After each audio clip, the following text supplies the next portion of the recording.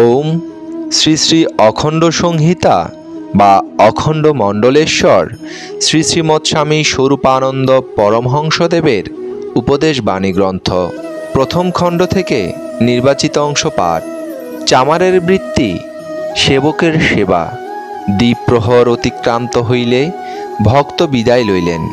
কিছুকাল পর জগন্নাথপুরের শ্রীযুক্ত সুরেন্দ্রনাথ রায় দুটি বালককে লইয়া আগমন করিলেন। ইহারা শ্রী শ্রী বাবামণিকে প্রণাম করিবার জন্য ব্যগ্র হইয়া ব্যতিব্যস্তভাবে নিজেদের পায়ের জুতার ফিতা খুলিতে লাগিলেন।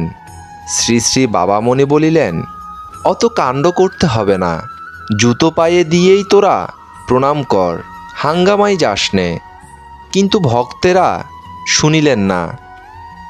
ঘরের দরজায় সারি সারি জুতার পানে তাকাইয়া শ্রী শ্রী বাবামণি সকৌতুকে বলিলেন, দেখ, রাস্তা দিয়ে যত লোক যাবে তারা কি মনে করবে জানিস? তারা ভাববে এই ঘরে বুঝি চামার বাস করে, সে বসে বসে দিনরাত জুতোই সেলাই করে, অনেক জুতো কিনা। শুনিয়া সকলে হাসিয়া উঠিল। শ্রী শ্রী বাবামণি বলিলেন, হাসবার কথা নয় বাবা, চামার হতে পারাটাও একটা কম কথা নয়। দেখ, জুতার জন্ম পরের চরণকে ক্ষত ও আঘাত থেকে রক্ষা করার জন্য। প্রতি পদক্ষেপে সে নিজে ক্ষয়িত হয়, কিন্তু অপরের পদযুগলকে নিরাপদ রাখে। সুতরাং পাদুকা প্রকৃত প্রস্তাবে অতি উত্তম শ্রেণীর সেবক। চামার সেই পাদুকাকে সেলাই করে, সেই পাদুকার সেবা ক্ষমতাকে সে অটুট রাখবার জন্য শ্রম করে। সুতরাং সে সেবকেরও সেবক। যে পরের সেবা করে তাকে সেবা করা কম ভাগ্যের কথা নয়। মহাপ্রাণ ব্যক্তিরা বিপুলা পৃথিবীর লক্ষ লক্ষ প্রাণীর সেবা করেন।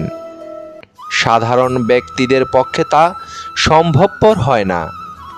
কিন্তু সাধারণ ব্যক্তিরা যে অনেক মহাপ্রাণ ব্যক্তিদের সেবা করে, তাদের সেবা ক্ষমতা অক্ষুণ্ণ রাখবার চেষ্টা করেন, তদ্বারা পরোক্ষভাবে নিখিল জগতেরই সেবা হয়।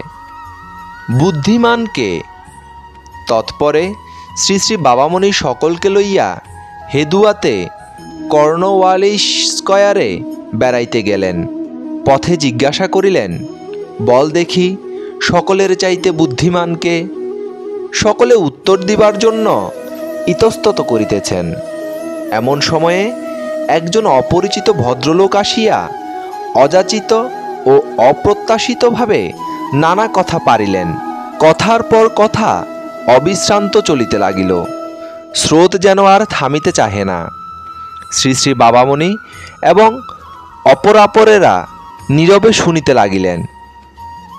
যখন বুঝা গেল যে প্রাণ বাহির হইয়া যাইবার পূর্বে আর ভদ্রলোকের কথার ফোয়ারা শেষ হইবে না, তখন শ্রী শ্রী বাবামণি আগন্তুকের সঙ্গ ত্যাগ করিয়া পার্কের অন্য এক অংশে একটু নিরিবিলি জায়গা দেখিয়া বসিলেন।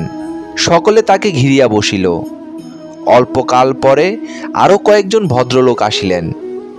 শ্রী শ্রী বাবামণি হাসিয়া বলিলেন, কেমন রে, উত্তর পেলি তো? কে বুদ্ধিমান? সবচাইতে যে কম কথা বলে আর নিঃশব্দে নিজের কাজ করে যায়, সেই বুদ্ধিমান। সুরেন্দ্র, চুপ করে থাকলেই কি বুদ্ধিমান হলো? শ্রী শ্রী বাবামণি বলিলেন, না, যেই জন কৃষ্ণ ভজে সেই সে চতুর। চুপ করে থাকলেই হলো না, চুপ করে থেকে ভগবানের স্মরণ করতে হবে, আসল কাজের দিকে খেয়াল রাখতে হবে। শ্রী শ্রী অখণ্ড সংহিতা থেকে নির্বাচিত অংশ পাঠ এখানেই সমাপ্ত।